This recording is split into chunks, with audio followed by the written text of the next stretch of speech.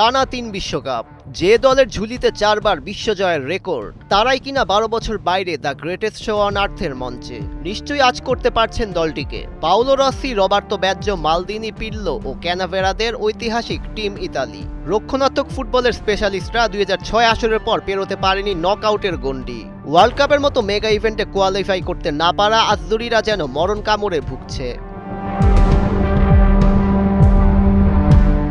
বসনিয়ার কাছে বিশ্বকাপ স্বপ্নভঙ্গের পর টনক নড়েছে ৪ বারের বিশ্ব চ্যাম্পিয়নদের। দলটি সাবেক কোচ জেনারো গাত্তুসো পদত্যাগ করার পর বেশ সিরিয়াস মুডে ছিল দেশটির ফুটবল ফেডারেশন। আর তাই তো ২ সপ্তাহ আগে স্পোর্টিং ডিরেক্টর হিসেবে ইতালিয়ান কিংবদন্তি পাওলো মালদিনিকে নিযুক্ত করেছিল এফআইজিসি, আর অ্যাডভাইজার হিসেবে বেছে নিয়েছিল লিওনার্দোকে।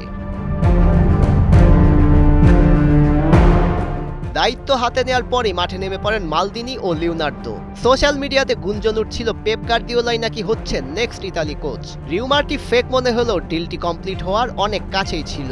স্পেনের বার্সেলোনায় মালদিনি ও লিওনার্দো গিয়েছিলেন গার্দিওলার সঙ্গে দেখা করতে। ট্রেডিশনাল ইতালিয়ান ডিফেন্সের সাথে স্প্যানিশ টিকি-টাকার কম্বিনেশন ফিরিয়ে আনতে গার্দিওলাকে আনতে চেয়েছিলেন সাবেক মিলান কাপ্তান। কেননা রক্ষণে পার পেয়ে গেল আক্রমণ ভাগে ইতালির দুর্বলতা চোখে পড়ার মতো। মাঝমাঠে তোনালি, বারেল্লা ও পালেস্ত্রার সাপোর্ট থাকলেও অ্যাটাকিং লাইনের সাথে কম্বিনেশনের অভাবে গোল ওইভাবে আসে না। আর তাই তিকি-টাকা ট্যাকটিক্সের অ্যাপ্লিকেশনে মনোনিবেশ করছিলেন মালদিনি ও লিওনার্দো।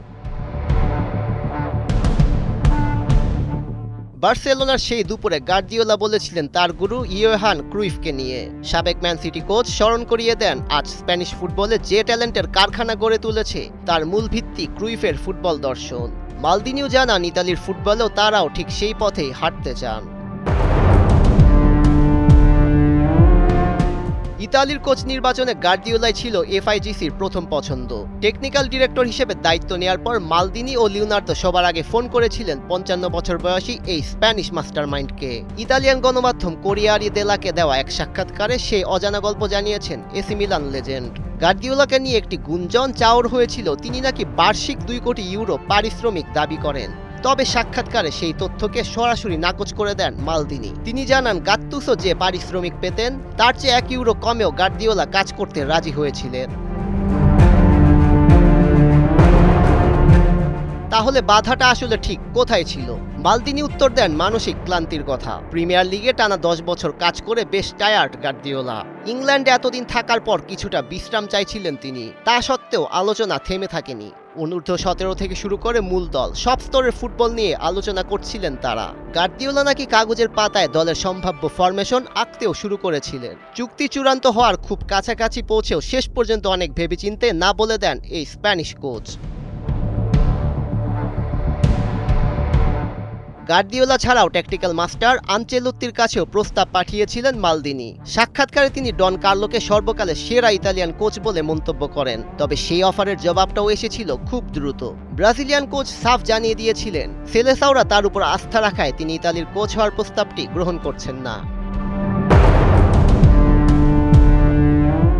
গার্দিওলা ও আনচেলোত্তির দরজা বন্ধ হয়ে যাওয়ার পর বিকল্প পথের দিকে হাঁটতে থাকেন মালদিনি ও লিওনার্দো। নজর দেন ২০০৬ আসরের ৩ বিশ্ব চ্যাম্পিয়ন তারকা আন্দ্রেয়া পির্লো, ডি রসি ও ফ্যাবিও গ্রসোর দিকে। পির্লো তো দায়িত্ব প্রায় পেয়ে গিয়েছিলেন, কিন্তু শেষ মুহূর্তে ব্যাটিং বিতর্কে পুরো দৃশ্যপট বদলে যায়। ইতালির জাতীয় দলের দায়িত্বে আবারও ফেরেন রবার্তো মানচিনি। আর ইতালিয়ান ফুটবল ফেডারেশনের সঙ্গে নীতিগত দ্বিমতের কারণে পদত্যাগ করেন মালদিনি ও লিওনার্দো।